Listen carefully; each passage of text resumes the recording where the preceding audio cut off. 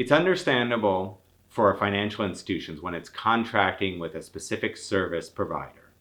that it should be asked to understand the risks and the nature of that service provider.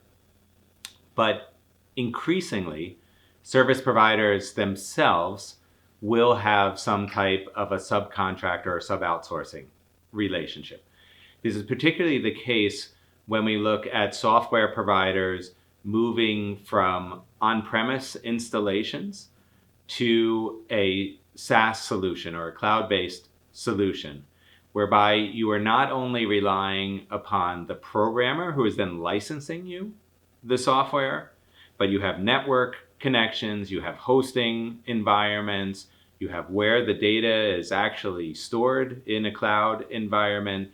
These are multiple parties that effectively can be looked at as a type of sub-outsourcing chain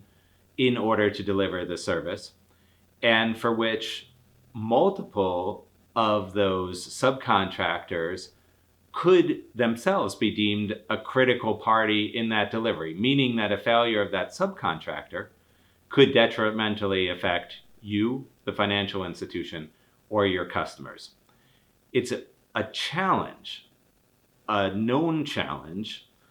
by the financial institutions and their regulators to do a type of due diligence, including ongoing monitoring with parties that by definition you have no direct relationship because they are a subcontractor. It's also something that outside of the regulated services industry, it's a pain point for some of the service providers to ensure these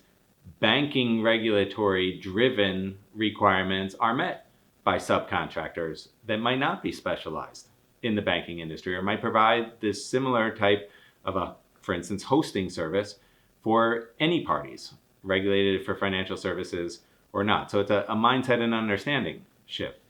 So one of the aspects that CRIN-Data helps service providers do